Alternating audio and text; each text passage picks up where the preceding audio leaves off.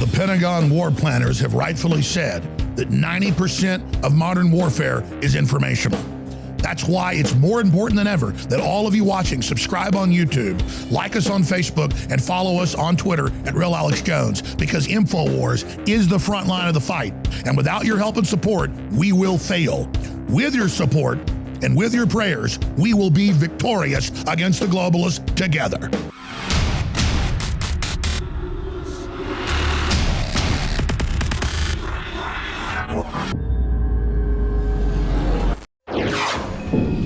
What is really behind this? We had an article at Infowars.com today from Paul Joseph Watson pointing out that just 4% of Democrats think that Hillary would have a chance of beating Trump in 2020.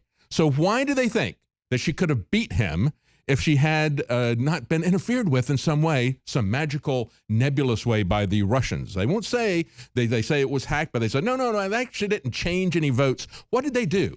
Well, they told us the truth about Hillary. That's why only 4% of even the Democrats think that she could win. And most interestingly, they say 50% of Democrats think that no candidate currently being considered would be able to beat Trump. This is what they're concerned about. This is why they're creating the false narratives. They're desperate to find something, anything that'll stick, but they still don't have anything. They don't have anything with Donald Trump Jr. Let's understand that these continuing, rotating gotchas that they think they've got are nothing but another case of guilt by proximity. It's not even guilt by association. It's just vague proximity to somebody, making some connections to someone. There's no allegations. There's no charges. It's just slander. And that's what we're seeing with this latest lawsuit. Now, we do have some Democrats coming out, and we cannot take this seriously, but we do need to play this for you. This is Chris Cuomo on CNN suggesting that Donald Trump Jr. committed treason. Here's the Democrat talking points. Let's play that clip. Do you think the meeting that Donald Trump Jr. took, do you think the meeting that Donald Trump Jr. took was a violation of the law? I don't know. It's not for me to say.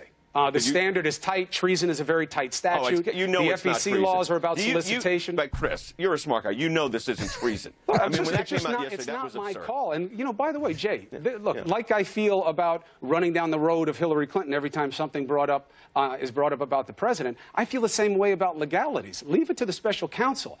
Okay, that was Chris Cuomo talking to Jay Sekulow, who is a lawyer with the Trump administration.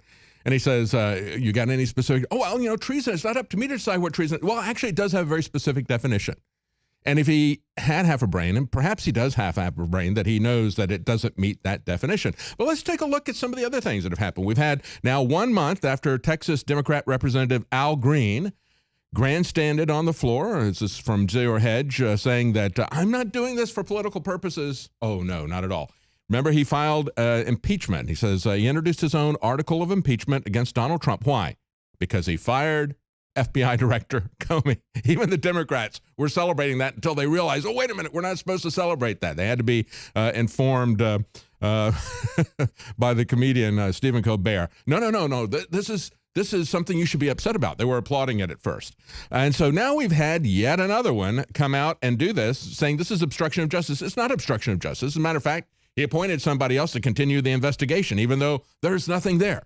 He's going above and beyond what is necessary, but he did not obstruct justice. It was clearly within his prerogative to remove the FBI director, who is part of the executive branch. Even Minority Leader Nancy Pelosi, as Zero Hedge pointed out, agreed that nobody had provided a smoking gun to justify impeachment on the grounds of obstruction.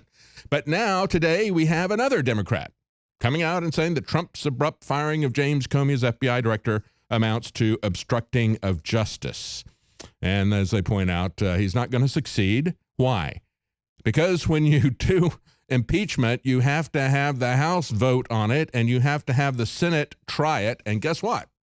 We have a majority of Republicans there. Now, as a reminder of those of you just joining our broadcast, Alex Jones joined us at the beginning of the broadcast telling us that former Obama administration lawyers who formed a group to target Donald Trump. Remember, Obama stayed in Washington. This is his purpose, to try to take down the Trump administration. They've now filed suit against Roger Stone and the Trump campaign because of WikiLeaks. This is how insane this is. Every day we see something else. When we look at the Donald Trump Jr. emails in this meeting with this one, we're going to take a look at her, Natalia Veslenitskaya. When we look at that, we have to understand that this is, just as we saw with Chris Cuomo, they don't make any charges or accusations. They produce no evidence. This is guilt by proximity, not even by association. They just throw these words out there. Like, well, treason. I don't know if it's treason. I don't really know what the definition of treason, but it could be treason. No. So they throw this out there. This is propaganda, folks. This is manipulation of people, and that's what this lawsuit is about. Alex is going to be doing a live Facebook mentions after the end of this broadcast at the 8 o'clock hour Central Time, 9 o'clock Eastern Time. Let's take a look at who this woman is, Natalia Veslenitskaya.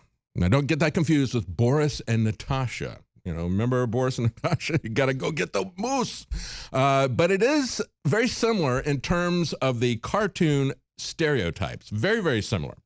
Now, we have an article on Infowars.com from Don Salazar, the Russian lawyer, did attend Chicago anti-Trump rallies. And we can take a look at the pictures of all these feminist rallies. Remember, they had the women's rally, the women's march in Chicago the day after Trump's inauguration. And she was posting all of this on her Facebook account. She is not a supporter of Donald Trump. And we're going to see just how much of a non-supporter of Donald Trump she is. But also interesting is the fact that sitting next to Veslenitskaya is Ayman Algarayev, okay? He is one of the Russians who set up this meeting. Let's talk about this meeting and how it got set up. This guy, Agrilarov,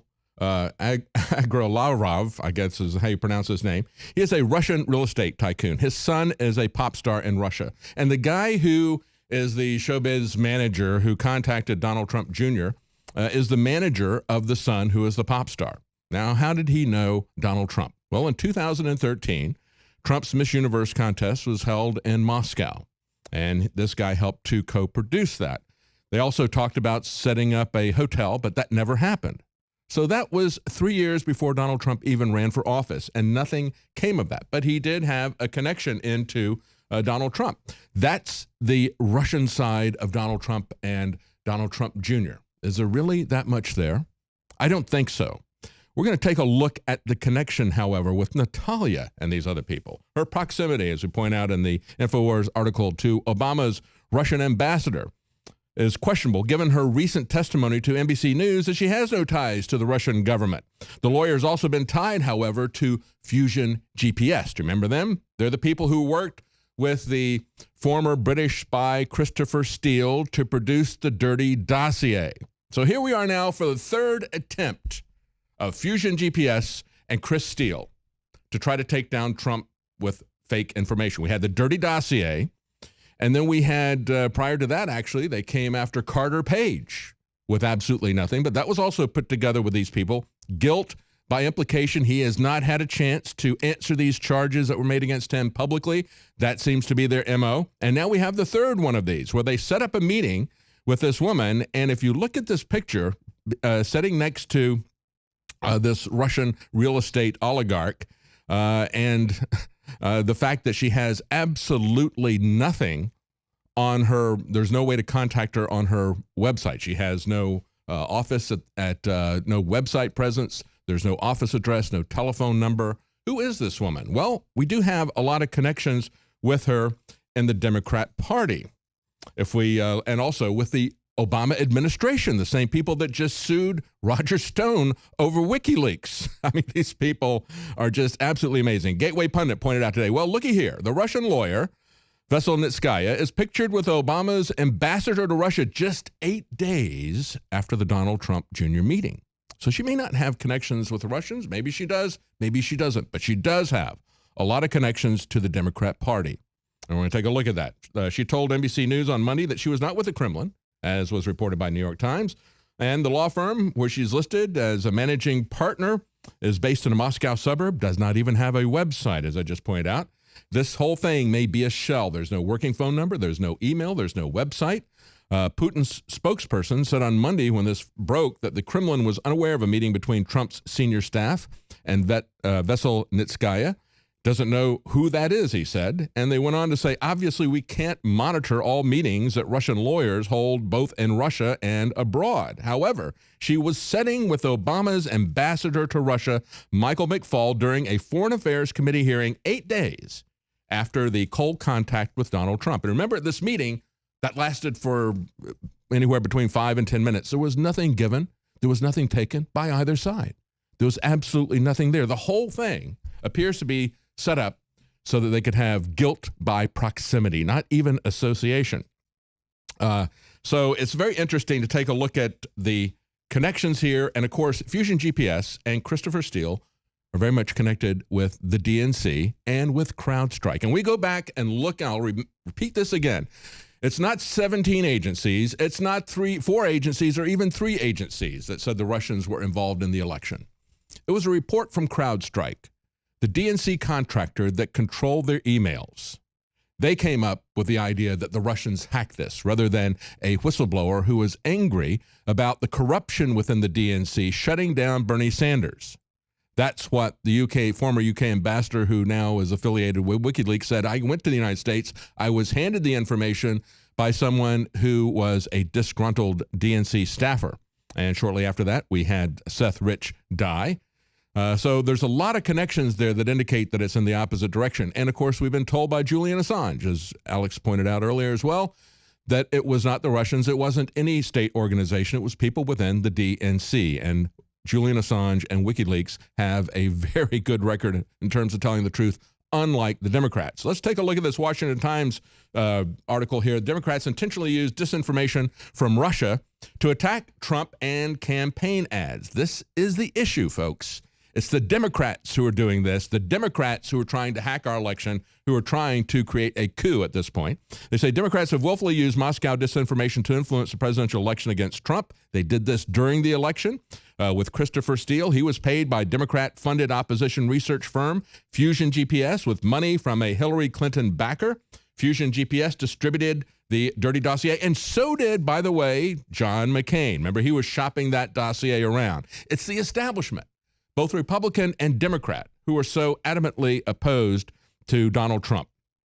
An advisor for the Trump campaign, who asked not to be identified, said if anyone colluded with the Russians, it was the Democrats. After all, they've routinely shopped around false claims from the debunked Steele dossier, which listed sources including senior Kremlin officials. If anyone should be investigated in Washington, it ought to be Adam Schiff, Mark Warner, and others, okay? It's first reported by the Washington Times back in April 25th. Steele filed a document in a sealed court case in London acknowledging that a major dossier charge about hacking Democrats' computers was unverified. The entire dossier should never have been made public, he said, and Fusion GPS should not have passed it around. He said this in a filing to defend himself against a libel charge in the UK. And Mr. Steele's Russian sources accused Trump's attorney, Michael Cohen, remember this, when they accused him of attending a meeting, and he wasn't, he was in California at the time. This is one lie after the other to hide Democrat corruption. And now we learn today, we look at a Zero Hedge article, that it's Hermitage Capital, Ziff Brothers, and the Clinton Global Initiative that prompted this meeting. This was all based on a decade-old story about tax evasion, and the Hermitage Capital manager that was involved in this, William Broder, and his lawyer, Sergei Magnitsky, had blown the whistle on what they said was corruption in Moscow. Magnitsky was arrested. They say that he died after being tortured in custody. And in retaliation, the Obama administration created the Magnitsky Act. And then Russia retaliated by shutting down adoptions. That's what they were talking about, presumably. It's a very complicated situation. But again, it involves people who are contributors to the Clinton Global Initiative and Democrat organizations and people who work for the Democrats. It's the Democrats, stupid. That's what we need to understand. Stay with us. We'll be right back.